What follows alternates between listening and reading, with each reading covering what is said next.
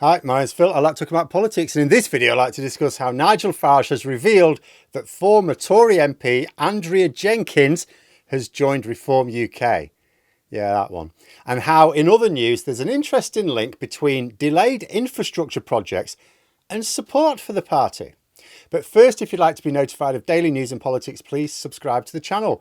So, Nigel Farage has unveiled a new star signing, Andrea Jenkins. More than that, she is apparently the 100,000th member, and in line with the promotion that they were running, is now eligible for a free pint with Lee Anderson. Yeah, apparently that was the prize. However, it does make you think that maybe, so you run this promotion, right? You've got a promotion. Oh, the 100,000th member will get a free drink with Lee Anderson. But whatever the prize is, right? There's a prize for the 100,000 sign up, right?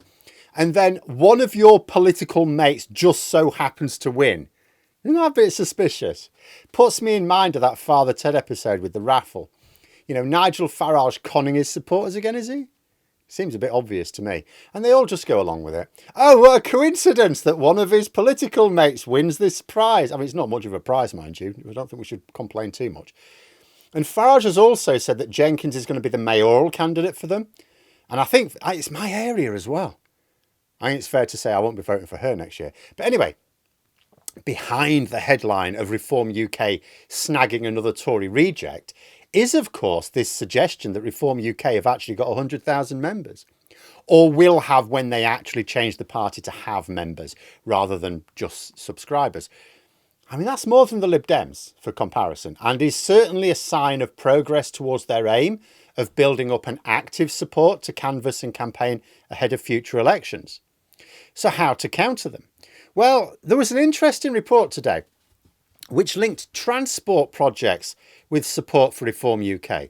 It said that every constituency which had elected a Reform UK MP had experienced long delays to road improvement schemes.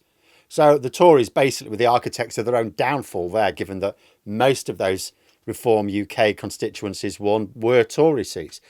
It also said that in other areas where Reform are polling well, they've also suffered from poor transport infrastructure, delayed projects. It noted that there's also a view in these areas that there are too many decisions made in London that make their lives more difficult.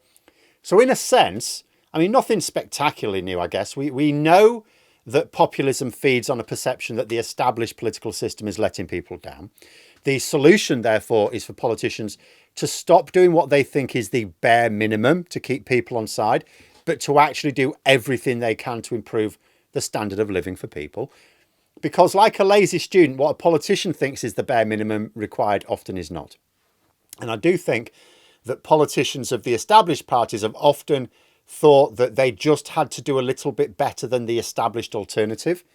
When the pattern of British political voting, general elections anyway, throughout my lifetime really has been one of more and more voters shifting outside that established choice. I don't think that Reform UK have a chance of winning enough seats to form a government at the next election. But you look at the fact that over half of all voters backed someone other than Labour or the Conservatives in the election this year. And that this wasn't really an aberration. It's the first time it's more than half have voted for a different party. But it is the result of a trend that's been happening for decades. And we're getting to the point where the public are increasingly not willing to let themselves be trapped into this binary choice. So it may not be the next election, but we are headed to a point where the established political model gets broken. Just as seems to happen, it may be about to happen in the United States.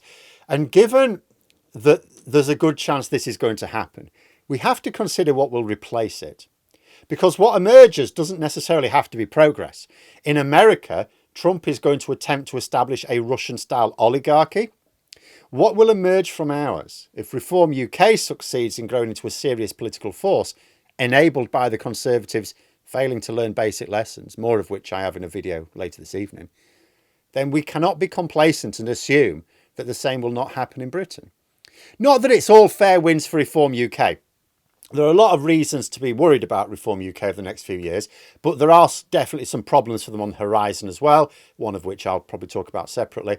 But on the current trajectory, If the Conservatives think reform are a problem now, they're going to be absolutely terrified of Farage in a couple of years.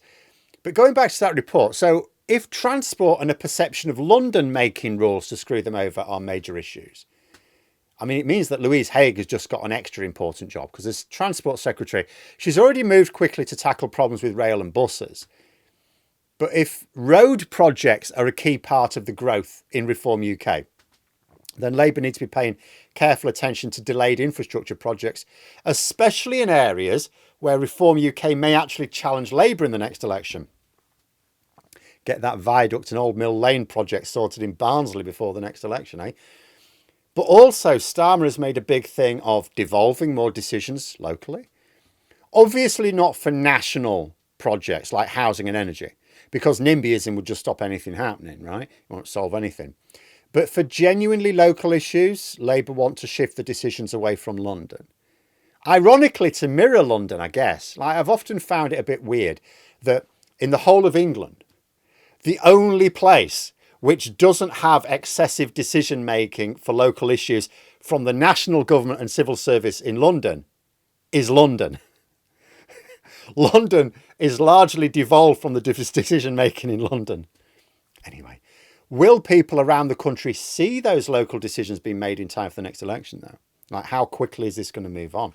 And if the moves need phasing in, will Labour decide to run their pilots in areas where Reform UK are picking up support? But this is an interesting dimension to the Reform UK puzzle: transport and devolution. So I guess all Labour have to do is fix housing, access to GPs and the NHS, social care, wage growth, more job opportunities, local transport projects, local decision making, and get that done in the next 3 years, and we should be able to wave goodbye to Nigel Farage. Just have to get busy with it now. But there we are. Those are my thoughts. Let me know yours in the comments below. If you enjoyed the video, please click the like button. And if you'd like to support the channel further, you can join for memberships. Thanks for watching. And until next time, I'll see you later.